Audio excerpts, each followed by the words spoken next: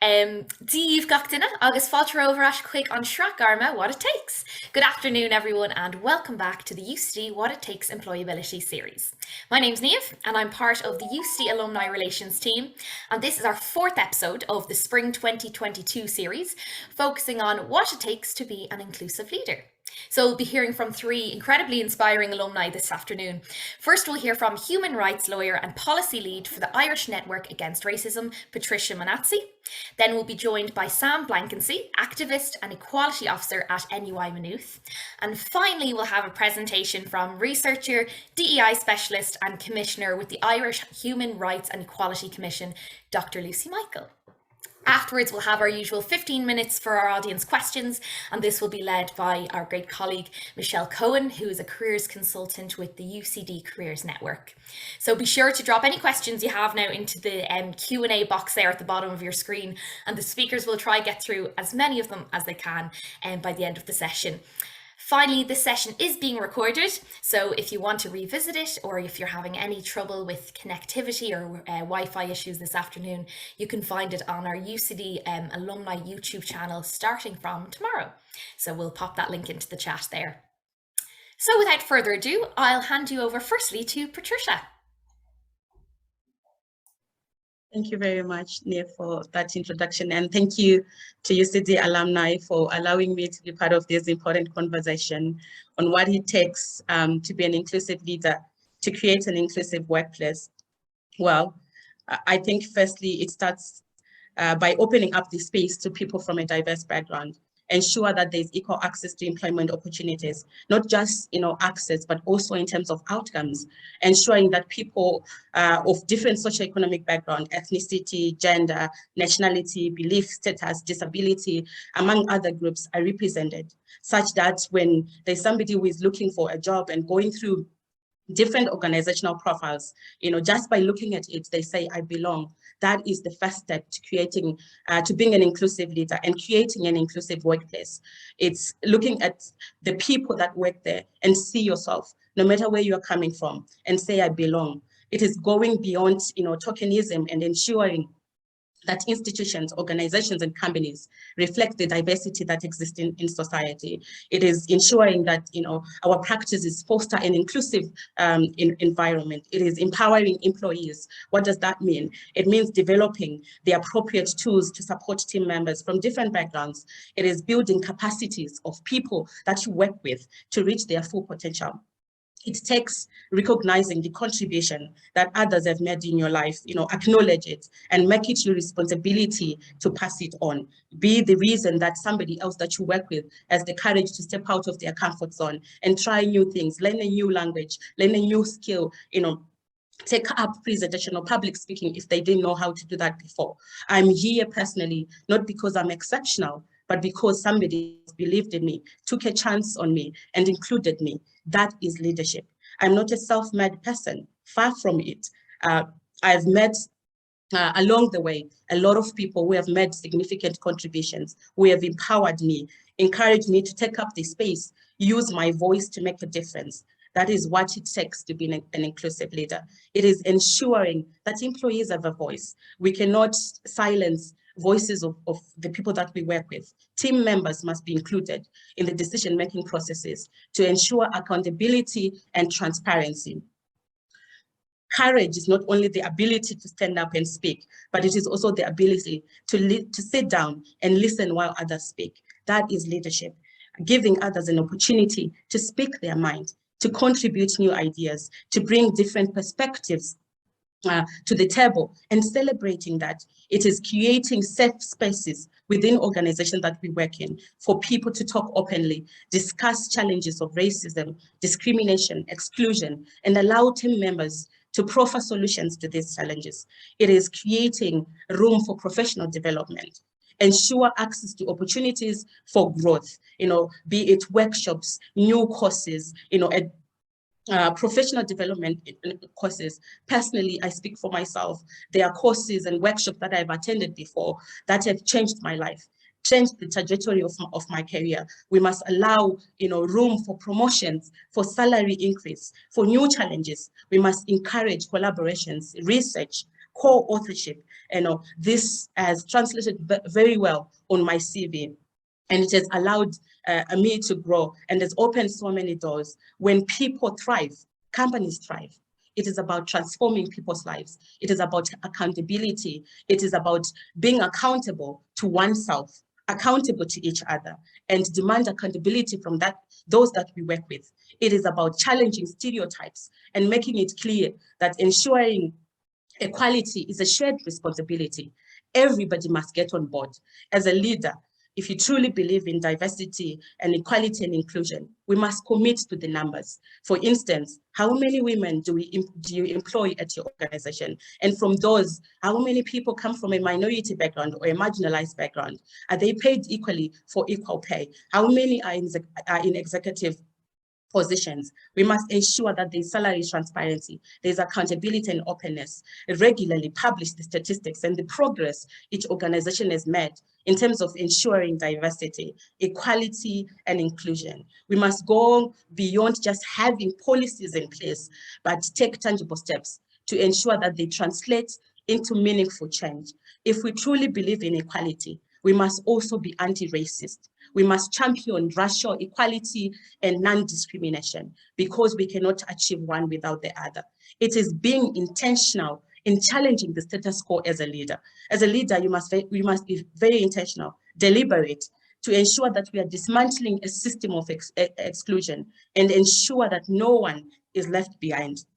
This also means confronting your own biases as a leader. You must be willing to unlearn a lot of things that you thought as a leader are values, and learn new things about the people that you work with, embracing different cultures in an organization and what they bring to the table. I was socialized as a young girl to believe that my gender, my race, socioeconomic status, among other grounds, has a bearing on access to opportunities, justice, choice of profession, status in life, etc. It is this that we must actively and systematically challenge as leaders. We cannot be complacent and allow the systems of inequality to keep reproducing itself. As a leader, you must always be conscious of the realities and historical underpinnings of racism, discrimination, and take tangible steps to correct that. Institutionally, we live in a society that is founded on racism and inequalities. It is this system that we must change. We cannot put lipstick on a pig. We need to create a better system grounded in equality, transparency, inclusivity, and non-discrimination. If you look around as a leader in the organization that you work in, institution, or you are in a meeting with people that only look like you, certainly there's something wrong with that, and that is unacceptable. Equality, diversity, and inclusion must be the status quo. It can no longer be optional. If we have learned anything as a people from the pandemic, it is that we cannot afford to get it wrong again. The stakes are too high for that.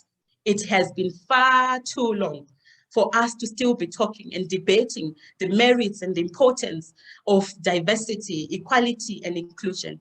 It is no longer business as usual. Everyone in the world, states, companies, organizations, and individuals are being summoned to a higher calling to make the world a better place, free of inequalities. Thank you. Great. Thanks so much, Patricia. And I'm looking forward to building on I guess what you've said there. My name is Blanckensee. I'm the Equality Officer at Maynooth University, but I'm also on the board of Transgender Equality Network Ireland. So for me, it's actually been quite interesting thinking about what is an inclusive leader and who is a leader. So for me, I'd really take about what leadership is at its heart as the art of motivating people towards a common goal. And so you don't need to be a people manager or in a position of responsibility to be a leader in any space. And so it's really taking it upon yourself to guide the people around you towards a common goal. And in this case, I think that when we're talking about equality, diversity, and inclusion, that is both the motivator towards that goal and the goal itself. We are looking for a more equal, diverse, and inclusive society. Why inclusive leadership then? So workplaces do actually benefit from being more diverse, and diverse teams are much more effective and innovative. And what studies have found is those from minority groups actually perform much better under inclusive leadership. And so we're trying to create cultures that share EDI values, systems, and beliefs, and our leaders to set those we want our leaders to set those cultural norms. One of the reasons that those from minority groups perform better under inclusive leadership is that sense of safety. So I know myself, if I'm trans, and often I'm the only trans person in a workplace, or I'm the only trans person in a group, or maybe I don't have another trans person in the entire university. And so when I'm operating, I'm usually operating from a position of, I don't know if anyone else understands me, and I don't know what my reception is going to be from the leaders around me. And it's really important to me that the leaders I'm working with are inclusive and are taking very visible steps towards inclusion. So what makes an inclusive leader then? When we're talking about inclusive leadership, for me, it's somebody who enters into conversations around equality, diversity, and inclusion. One of the best things I've heard over the last couple of years is it's a privilege to be able to step out of a conversation. People who are in the minority don't have the option to step out of conversations about equality, diversity, and inclusion, especially not when it's about them. So if you can choose to not talk about racism, homophobia, transphobia, sexism, ableism, you are in a position of privilege, and we can't step out of those conversations. And for me, an inclusive leader is somebody who makes a conscious decision to stay in that conversation and commits to learning and recognizing their own flaws and learning to adapt.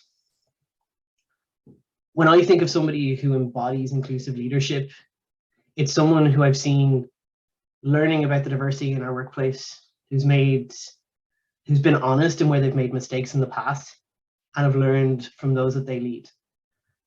And maybe they had a specialist area of equality, diversity, inclusion in the past, but they're now taking what they've learned and expanding their horizons to see where they're missing information. So I guess one of the things I had to think about when I was thinking about making this talk was, do I identify myself as a leader? So I started as a trans activist in UCD, and then went on to work for TENI, the National Trans Organization. And I really gained some skills that I think benefit the work towards equality as a whole, and decided that that was the time when I needed to become an ally. When I had skills that I could share, I became an ally. But then I realized that an ally meant that I could still choose whether or not I wanted to be in that conversation. And so I decided to start describing myself as an accomplice. So I was working for the Irish Traveller Movement for 2 years, and now working in a more general equality, diversity, and inclusion role. So I now kind of describe myself as an accomplice. And what that means for me is I need to be continually active. I need to be continually active and putting myself on the front lines to fight for my colleagues of color, particularly, to be heard, my Black colleagues, and ensure that people from different experiences than me get heard throughout the university. I think I put myself in positions where I lead the culture change within our space, but I don't manage people. I don't have a position of power necessarily, but I do lead when it comes to what matters to me. And I think that one of the things we need to do is remember that we can't leave it up to other people. We're not going to get to a place that's equal, diverse, and inclusive unless we're all part of this fight. And we have to all fight together for it. What I've realized is that being an inclusive leader means constantly questioning, constantly learning, and constantly feeling uncomfortable and stretching yourself. Because I live in a racist society, and I live in an ableist society and a sexist society. and I'm a product of that society. And therefore I have to change that society through catching myself when racial bias comes through, and through holding other people around me accountable and supporting them to learn the things that I've learned. So the traits of an inclusive leader, so there was an article I found when I was looking at kind of what to speak about today that went through the traits of an inclusive leader. And the most important thing that Burke and Titus found was that a visible commitment is essential. So we need to be showing that we believe in equality, holding other people accountable, making our learning visible, and working with others and talking about these issues. Otherwise, we're not being inclusive leaders, we're not visibly changing.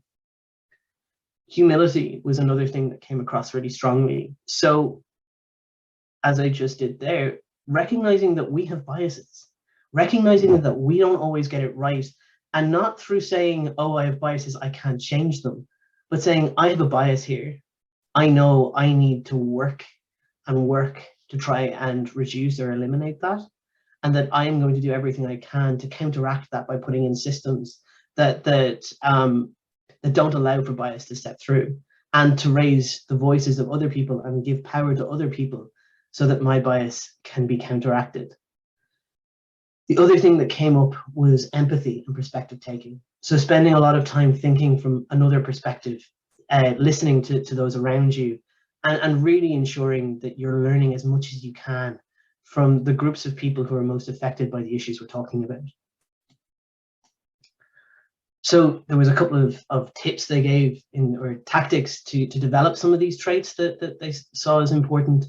Finding people around you who can talk straight with you, tell you when you've messed up, tell you when you can get things better. Sharing your learning journey. So reading with other people. So one of the things we do in Maynooth is we have an anti-racist reading group.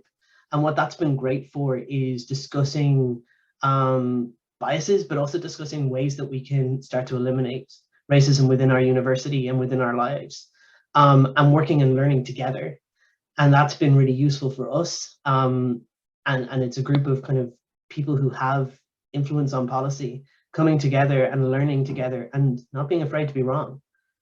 And leading on from that, looking at uncomfortable situations and putting yourself in uncomfortable situations where you have to hear what's actually happening.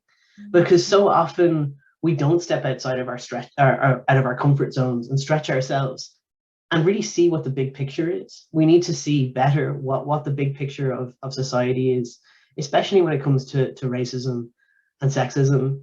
If it doesn't affect you, it's really easy to be blind to it. So thank you so much. And these are all the references that I used today, but I'm looking forward to the questions and answers later on. Stop sharing and pass over to Lucy. Wow, Sam, I'm going to have to do some work to keep up with you there. I too have a presentation, so let me share that. Sam, I'm just delighted. Sam and Patricia have said so much of the really essential things that needed to be said today, and I'm pleased to be following them. Both brilliant activists and advocates, really know their stuff, as I'm sure you're gathering, and I'm so looking forward to the conversation after this. So let me try and make sure that I leave time for that. I want to talk today about something that has come up more and more in the last 2 years. I've been working in this space since 2002. I am the grand old lady of this panel. I originally did my degree in UCD Law.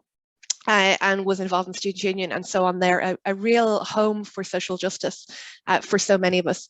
And over the last number of years, I've worked in a variety of spaces around different social justice issues, but my research career really has been around racism, and that started when I was in classroom in UCD many years ago, looking at the question of integration as the late 1990s immigration picked up into Ireland, and the question of a diverse Ireland began to raise its head. And I started to look at what the Irish government's responses to questions of new social policy were, and it struck me that they very often looked to the UK, and that's where I looked. I went to live in England and study there and work there for a number of years, and returned to Ireland in 2014. I had, before I returned, started working with the Irish Network Against Racism and its members, looking at reporting racist incidents in Ireland. So racism is really, as you can see from some of the reports that I've put up there, been at the heart of my journey in social justice, and always around accountability, around trying to create structures and tools that civil society could use, and that organizations could use to try and create systems of accountability and ways of building cultures that were inclusive and specifically anti-racist. But the last 2 years have just been such a journey, and the kinds of images you're seeing on your screen now have left people feeling exhausted by the pressures that have come on. For those people who are targeted by racism, by transphobia, by homophobia, by ableism, so much of the discrimination that we've seen coming through the media, and also the hyped up discussions that we've seen, particularly around transgender issues in recent years, have left people feeling very much that there is no safe place in their lives to where they can be respected, where they can be valued.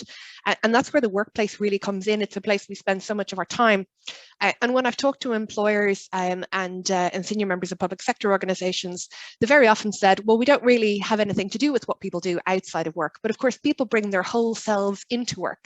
And so these things that they experience, whether it's harassment or their children experiencing bullying or a lack of support that they feel from their social circle, the inability to access resolutions for problems that they face because of a minority identity, whatever that might be. All of these things leave somebody feeling vulnerable, feeling frustrated with a lack of accountability, and seeking out help and as Sam says, accomplices, people who will stand firm in the face of that kind of discrimination. Now, you know, those are what's going on outside the workplace. What's going on inside the workplace is what we've seen for a long time. And I'm going to talk specifically about minority and migrant communities here in this sense, ethnic minority and migrant communities. People having to whiten their names in order to get shortlisted, whitening their CVs, removing certain activities or changing the names of institutions they've attended.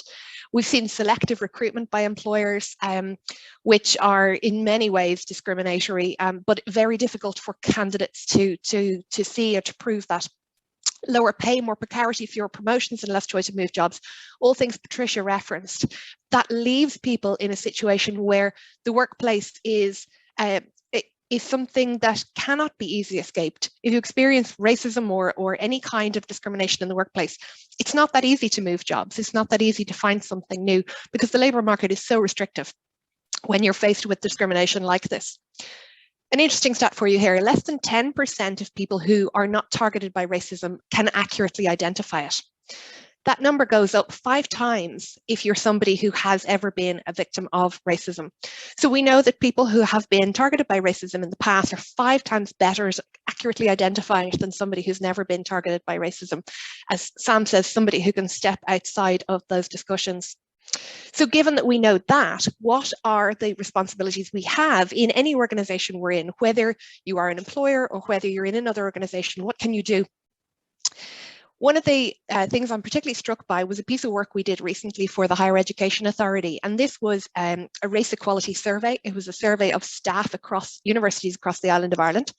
And what we found was very reflective of what is comes out of so much of the literature, the research literature in this area, which is that very often those in management and leadership are not leading, they are behind the people that they serve. And that came out again in the race equality survey that we just launched with the HEA a few months ago. Staff in universities are miles ahead of where university leadership are. So we really started to think about, what do leaders do in this space? How do you get ahead of the problem? How do you work out how to be there and how to deal with the problems that are coming up And I really urge you to have a look at that, particularly if you're working in around higher education. Do go and have a look at the final section of that, where we talk specifically about leadership and what it looks like in higher education spaces. And one of the things we say is that regardless of what organization you work in, the society outside of your organization, the connections your employees, your clients, your service users, you have, all of those are about changing your society. And you can have an influence far beyond your workplace or your organization by the changes that you make.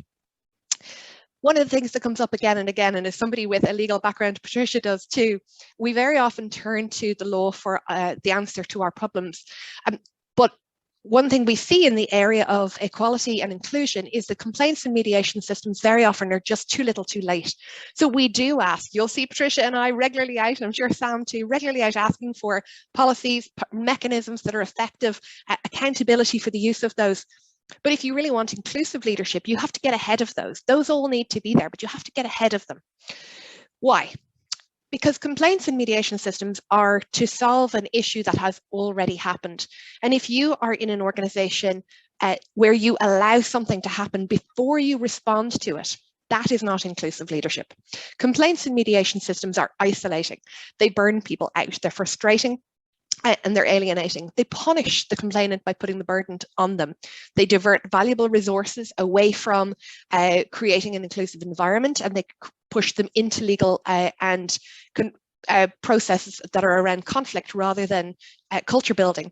And they don't ever really reaffirm the values of an organization. If anything, they fragment any processes of repair that are there. The other thing too is they very often push issues behind closed doors so they can't be discussed in an organization. Most of all, what I showed you at the start about people feeling under pressure and exhausted, these systems put the burden on the complainant.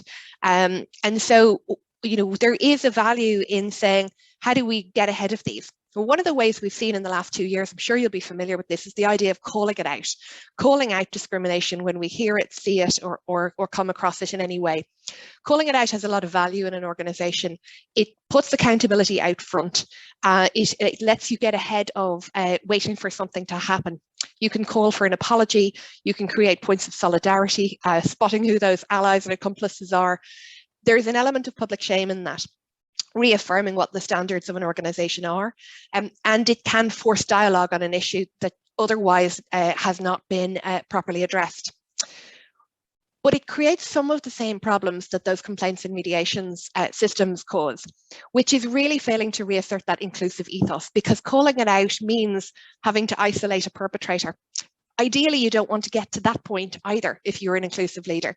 So what can you do? Well, the first thing is to remember that your workplace is where people go to get respect as well as a salary. And so in having these conversations, difficult conversations about discrimination and our beliefs, our values, whether they're individual or as an organization, we want to keep respect at the heart of this. That's not about getting rid of accountability. I'm a big fan of accountability. It's about getting ahead of the need for those legal type processes. So how can we lead towards greater shared commitment to equality, and how can we lead to greater respect and equity in your teams? The first thing I'd say is we try and call it in early.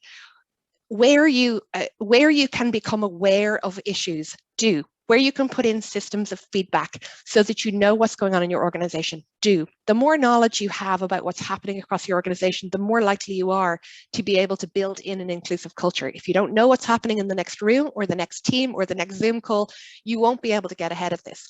So making sure you have the relevant information is important. Think about the standards you're setting in your organization. What kind of standards do people understand or in your organization when they first apply for a job with you, join it, or when they think about where their future is in your organization? Calling it in earlier has much lower risk than waiting to call it out or to using complaints mechanisms later. It's a proactive approach. In acting early really means that. It means leaving here today and saying, what are the first things I can do this week, this month, this year to make this happen? It's not waiting for somebody to come to you with a problem. I talked about respect before. I'm going to talk about compassion now. Acting with compassion for everybody involved means valuing all of your employees, acknowledging that some of their views and behaviors are not in line with your company or organization values. You don't have to be management or the employer to do that. To act with compassion for your colleagues and people in your organization is to acknowledge that everybody has a flaw and everybody can be brought back into a group culture. They can be brought back into having respect for everybody else. And that's what you're really after, is ensuring that respect and value are shared by everybody in your organization for everybody in your organization. And so we distinguish really here between providing privacy, where people are able to acknowledge that they have that they've made discriminatory comments or behaved in discriminatory ways, allow them the grace to make the apology that they need to make, to do the repair work that they need to do on themselves and in the relationships, but not to cover up a problem. That's a delicate balance. It takes skill, it takes getting advice on it. It's not something that I would say you can do easily unless you've really thought about it in advance. And that's why I want you to leave today here really thinking, how do I actively build these skills in this area? Being thorough in your discussions of this in your organization is key. I talked a lot at the start about harms. I want you to keep the harm always in plain sight. It's not about how well your organization is doing on EDI tick boxes. It's about saying there are distinct and real harms to human beings in our organization if we do not act on this. So while you want to provide a way back for people who have made a mistake or who are consciously and explicitly discriminating, to pull at least their behavior in work back to where it needs to be. We can't redeem everybody, but we can say what happens in our workplace and an organization, reasserting those shared values very clearly and explicitly with all of your organization and modeling those values with actions. An employer that I spoke with before talked about a staff party where somebody made a discriminatory comment in the middle of the party. The employer was worried about changing the atmosphere of the party by taking it on straight away. But when we spoke about it afterwards, I asked him what kind of atmosphere he thought he had left by not acknowledging the comment and addressing it. And the answer was that he didn't know any other way of acknowledging and addressing it apart from through complaints and legal mechanisms. And he didn't want to bring those into a staff party. So it didn't even occur to him that a simple statement like, "We don't share those values as an organization," might be sufficient to address it at the time and pick it up later. So really thinking, how do you model those values with your actions in whatever circumstance they arise? And again, we don't know when and where they're going to arise. So having to be proactive about this and build the skills is really key. We want that responsibility to be carried by everybody in an organization. So being clear and explicit about what our organization stands for, what those values are we share, and how we assert them is a useful exercise for everyone involved. None of this is a replacement for accountability mechanisms, for justice and reparation, for harms that are done. It's about getting in an early warning system. It's about making sure that we have as few issues as possible that arise that need complaints and reparation mechanisms later on. So the first thing we want to do is anticipate some difficult conversations that might arise in our organization and practice those. How do we address them? If we know that, for example, transphobic comments are likely to arise given the current conversation in the world, and if they arise in our workplace, how should we respond to them? What kinds of things do we want to say as an organization? Who do we want to say them to, and who do we want to equip with the skills to address those conversations when they arise? Equally, when we talk about immigration, refugees, a very current conversation in the workplace, how do we address those when those arrive? So these are things that you can think through and practice in advance. If you were going to practice inclusive leadership, you must do that. So clear communication is right at the top of my list. Watch for those pressures that build up and build in release valves for them. Allow people to come and talk to you and express concerns when they can, and to not be punished or burdened by doing so. And really trying to strengthen respect across the organization. I hope that's been a helpful insight to some of the work we've been doing recently, and look forward to your questions.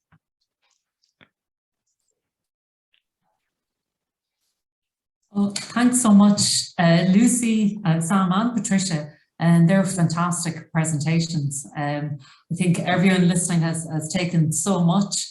And Lucy, just if you don't mind, just to ask you very quickly, the HEA report that you mentioned, what was the title of that? I think I missed that myself, and other people might have as well. It is called Race Equality in the Higher Education Sector, and I'm going to drop a link right here in the chat for it. Ah, super. Thank you very much. It's kind of a long report. You can skip straight to the section on leadership at the end. Okay, very good.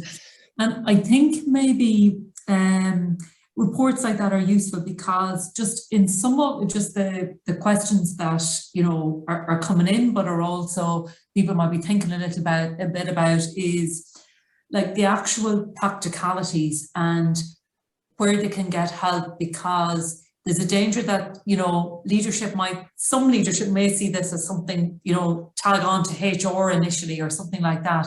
And, you know, I guess it's like some maybe practical resources that you're aware of that might be of help to a management team that might want to sit down and really start to examine where do we start. And I know you're saying calling it out early, but I think maybe are there resources where people can get some education first of all and then start to bring in policies? And Lucy, just because you're on the topic there. Sure. Yeah. I mean, I think what we always look for is to have a very clearly signposted set of policies for staff or service users, clients, whoever in your organization, to be able to make complaints, and a very clear, transparent process about what happens when those complaints are made. I mean, I have to say that, you know, even when we look at the processes at state level, they're not clear and transparent, but they must be if we're serious about inclusion in our organization. And so those have to be there. And you know, there's many of those that can be copied and modeled from other institutions, many people willing to share good practice on that. You know, and of course, you know, the Irish Human Rights and Equality Commission is there for the more legal end of things. But if you're actually just looking for good advice on this kind of stuff, Business in the Community is a great organization. And there are many organizations, NGOs and civil society organizations who can give advice too on particular issues. The other thing I would say is really helpful is getting somebody to do an EDI audit, getting somebody to facilitate dialogue at senior management level about what was involved around, how do I not age myself with this, more than a decade ago, I managed to get hold of a faculty role in a university on EDI and asked a very simple question of heads of departments: what is the EDI issue that is most challenging to you? And although it was not on any agenda across the university, all of them said trans issues. We have a transgender member of staff or student. That was more than a decade ago. It was true in almost every department in the faculty, and nobody had raised it. And when we went back and had those conversations, heads of department said, actually, all I needed was to know that the university was behind me, that was willing to invest in the resources and the expertise for me to be confident in this, to help me to go beyond the legal processes, to say, this is the information we need, this is who to turn to if we have questions, and we support these staff and students. It was very simple in the end, but people were afraid to raise that issue. And so trans issues never hit the faculty agendas or the university agenda because there hadn't been a space for them. So open questions like, what is the EDI issue you find most challenging, can open up those conversations. Excellent. That's super, Lucy. That idea of the EDI audit is really good also for people in an organisation who might want to make suggestions on how to improve things if they recently joined or if they notice there's gaps themselves. So thanks, Lucy, for sharing those, because there was just one or two questions just around specific tips, and then just around, you know, ensuring that it's not maybe just lip service to these things, but there's actual practical things there. So that's really good. And Sam, lots of lovely comments coming in about your presentation, and I think the slide about your personal journey kind of resonated with people around that, the different areas you've got to now to leader. And something that just resonated with me as well, and some of the comments as well, is about, you know, a leader, not necessarily in a leadership position, people reporting into you, but taking the lead. And I wonder, would you be able to just talk, if you don't mind, about some examples where you have taken the lead in either your current role? That I think would be useful, and people would love to hear that. Yeah, so I guess often I'm the person who's brought in by a department, I guess, within Maynooth. So where I'm often the person who goes in on behalf of somebody, or maybe someone has brought up a complaint, or not even necessarily a complaint, has flagged an issue, and I'll be the person who goes in and has a conversation. And often that conversation is around the point that somebody's flagged up, but not always naming it directly, because we don't want to draw attention to any one individual, but we look at how we can change the culture within that group of people in the future. So trying to create plans for them to create a more inclusive environment. But it's around trying to get buy-in from the people who do have the power. So often it's in our case, it's usually the head of department or the deputy head of department, and trying to get buy-in from them going, okay, so this is the problem. This is the information that you need to know in order to solve this problem. And this is why. And I think the why for me is where a lot of us who maybe don't have that leadership position can really make a difference. If you can get somebody to understand the why and get on your side, you're in a much more, I guess, powerful position. But it's often leading from behind and just trying to change those hearts and minds, which you can do as a peer. Yeah, very good. Thank you, Sam. And Patricia, there was lots of comments coming in, lovely comments. I think all your words really resonated with lots of people. And I suppose maybe just to the three of you, there's such lovely warm comments coming in and really inspiring words. And I suppose how do you maybe cope with, do you find change is very, very slow, and maybe how you kind of, I suppose, stay motivated on a cause you're so passionate about? And maybe Patricia, that's to you. Yeah, absolutely. I think that working in the field that I work in, in terms of ensuring equality and that, we value non-discrimination and we ensure inclusiveness in all the institutions and in the organizations that we work with. I think it's really, really difficult. Human rights field is not easy because there's really slow movement. You rarely get people to say, we are committing our time, we are committing our resources or any other means that, to ensure that we get the conversations going.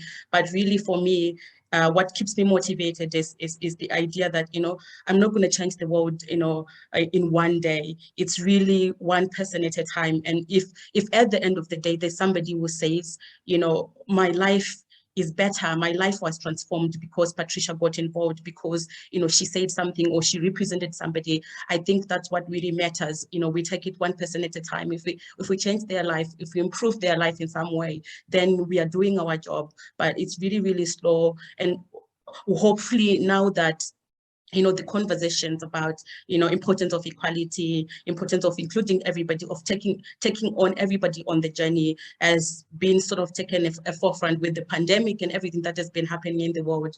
I hope that really our leaders in terms of, the different, political institutions and in our own spaces, in our communities, in our respective place, because I believe, like Sam said, everybody is a leader in your own way, in your own space, really that we are going to all commit to calling out issues of racism and discrimination, to really empowering people in our different spaces to be able to talk about these things and ensure that we create a more just and equitable society. Yes. Great. Thanks so much, Patricia. We have a question just in relation, it was around the data. I'll make sure the questions are moving really quickly. And maybe Lucy, I might, and Sam, I might ask you around this, that the UK appears to publish a lot more data around the employment of minority ethnic people in a workplace and what level they're at in the workplace. Are you aware of similar data that's published in Ireland? And maybe there isn't. I mean, I'm not sure. Are Lucy or Sam, are you aware of data? That data doesn't exist. It doesn't exist. And look, a lot of this is around willpower on the part of business organizations or government to make it happen. And if they aren't ready to make it happen, it's not going to happen. And this is what we've seen in Ireland again and again, is there has been no will to collect data. We see that all across almost every equality area. Patricia and Sam both nodding here along with me. Every time we call the state or private actors to account, it's always the lack of data that holds us up. But I see what I think somebody did that question of how do we move forward if we don't have the data. Well, there's a couple of things. One is we can use short-term or temporary surveys to get some data and move on the basis of that and measure going forward. I never advocate waiting for the data before you act. You've got to start moving forward. We have to make progress. So you can't let the lack of data stop you. But what you should do then is try and track and measure as much as possible while you act, so that you can evaluate the difference that you're making, and look for who can you hold accountable for the collection of data, who should be collecting it, why should they be collecting it, hopefully sell them on the idea of how useful the data will be for them. That doesn't always work, particularly if they think they're going to be embarrassed by the data that comes out. But certainly holding people to account for the lack of data collection is a key thing. Okay, brilliant. Thanks, Lucy. And Sam and Patricia, that's your experience as well. There's a lack of data in this space. And I think it's developing. So from a university perspective anyway, there's a recent statement on ethnicity categories for HE staff. I'll put that into the chat by the Intersectionality Working Group. That's to do with Athena Swan, but it's under the HEA. And so we're now looking at, we should have a position in the next year or so where every higher education institution is now collecting that data. And we are also mandated to submit that data to the HEA alongside gender data. And it's also been included within Athena Swan going forward, that there is now a need for race and ethnicity data to be included there. That said, it's taking time, and I completely agree with Lucy that we need to be working on the assumption that data exists, because I think any qualitative data we may not have the quantitative data yet, but we have enough evidence to say that there's a big issue. And I think there's enough evidence to say there's a big issue for staff from Black and minority ethnic backgrounds. We have enough data to say that there's a massive issue for trans staff in terms of employment and in terms of transphobia in the workplace, and that disabled staff are also having issues around confidence and progression. And so there's enough data there that we can act now before having everything there. There's obviously brilliant data on gender, but we need to improve our data and improve our actions and everything else. Great, thanks so much, Sam. And Patricia, do you want to add? Yeah, absolutely. I think just to add on what Dr. Lucy, Mike, and Sam have already said, that data is really, really important.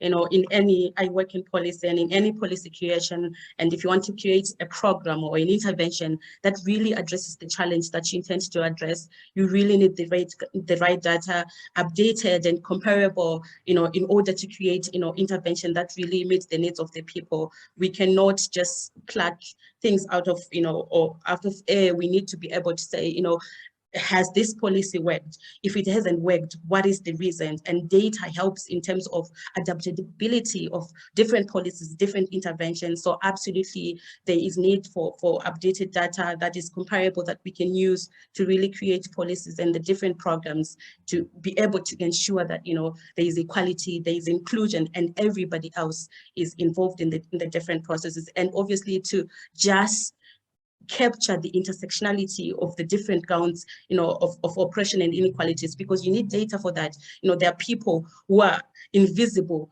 in so many levels. You happen to be a woman, or, you believe in a different religion, or you're a linguistic minority or an ethnic minority, and other many issues that needs data to be able to see those things and to be able to create policies that respond to that. So absolutely important. Brilliant. Thank you so much, Patricia. Some more questions coming in. So clearly people are really, really engaged with the topic and are looking for more information from you guys. So Aoife has a really good question, and I noted this down myself about you mentioned empathy throughout your presentations, all of you did, and it's just around the importance of that in building a better culture in an organisation. So would any of you know off the top of your head, Lucy, straight away, empathy research or training that you could recommend or that would help organisations? I'm actually going to start and say, I don't think that's the place to start. We talk about it, but actually it's something you build, not something you train. And so if you create a structure in your organisation whereby you've got accountability, you've got the respect, you're clear on your communications that explicitly about an inclusive culture, and you ensure that everybody has that opportunity to take the journey with you in a respectful way, and that doesn't mean covering up discrimination or bad behavior, but giving people a little grace in doing that, bringing them with you, acknowledging that we're all on a journey and we're at different stages of it. That builds empathy, and it teaches people empathy in action. You cannot be teaching empathy in action, because if you try and train empathy, what you come up against is people who have experienced a lack of empathy will be very resistant to that. But you can model empathy, and people learn empathy best by watching it and mimicking it, if you like. And when you can mimic empathy, actually you start to feel empathy. That's what the research shows. So if you can build a culture in which people mimic empathy, they will start to feel empathy. And I think that's one of the best things, and it ties with one of the other questions, if I may, on unconscious bias. Which one of the big issues with unconscious bias training is it tells people the problem, but it doesn't tell people the solution. Again, action-oriented plan is much better than teaching people about what the problem is, because you take people with you on those actions and they learn about the bias in doing that. So action-oriented is the way that I'm pointing everybody today. Okay, excellent, very good. And we had one other question, and I think there's obviously good interest in your idea of the EDI audit. And is that maybe where maybe a few people in an organization come together to identify some questions for this EDI audit, or are there any resources that are available that people can use or tap into if they're interested in doing an EDI audit in their organization? And maybe Lucy, I think you had mentioned that, so I'll come back to you. Yeah, I mean, I'll pass over to Sam and Patricia on this one, but just on the audits, there's loads of tools available online that you can find, but you can also bring in external people who will bring in an audit tool. But audit work doesn't get done by an external evaluator. They might give you some tools to use, but it gets done internally. And so, Sam is working in HE. The Race Equality Survey in HE gives a set of things you're aiming for. You can do an internal audit by saying, how far do we think we are towards those things, and what are the actions we need to take, and checking who on your SMT or key working groups are on board with that vision, and how far do you have to bring them. And Patricia's working in the NGO space, which is really good at auditing state actions and others. So look, Sam and Patricia, I'll hand over to you on that one about auditing. Yeah, I was actually going to say that TU Dublin's new quality review, I think they're reviewing their schools, and their quality review for schools includes a section on EDI. And I think for me, that looks like a really interesting way forward for higher education, because the quality review is done. Like, everyone has to do that. It's part of our mainstream way of working. And I think for me, as much as possible, although we do an equality audit every year, but that's a huge amount of additional work on departments that often they're very stretched and they don't have time to do. So building it into the everyday work, building it in as part of your quality review seems to make the most sense to me, because really we need to be mainstreaming equality. And that doesn't mean using it as a tick box. That means building it into every part of our work. For me, I need to see equality in the teaching and learning. We need to see it in curriculum development. We need to see it within our recruitment. It needs to be on the UE agenda to make sure that there's no bias, there's no places and places bias can come in within the decisions made at the university executive, within the bursar's office in terms of finances, how people are admitted to the university. It has to be everywhere. And so for me, building it in as part of a quality review, or as part of the systems that already exist, is the most effective way we can do it. Thanks, Sam. Patricia, do you want to add anything? Yeah, absolutely. I think Sam is right. I think that, EDI audits are very, very important, because it shows us, where organizations are at in terms of ensuring diversity, inclusion, and equality, and where they need to go, and, how much do they need to do in terms of closing the gender gap, the salary gap. But I also think that the annual audits don't really work, because you just produce a report and then you do the same next year again, and it doesn't really bring any change. So I agree with Sam that it should be an everyday thing. If you are thinking about, as an institution, if you're thinking about hiring 3 people, that should really click in your minds that very moment that, we need to think about, inclusion, we need to think about diversity on those 3 people that you want to employ. So I think we should normalize that in our everyday institutions of running of the business. It should be something that we think about. It should be instinct that this is important, this is paramount. We cannot move on without thinking about these things. So absolutely, to normalize that and put it into our everyday running of business, I think that's the best way to go about it. Brilliant. Thanks so much, Patricia. I realise we're coming up tight on time, but that's a busy Q&A, so I'm going to hand over to Niamh, but I hope you get a chance, Sam, Lucy and Patricia, to read all the lovely comments that are coming in.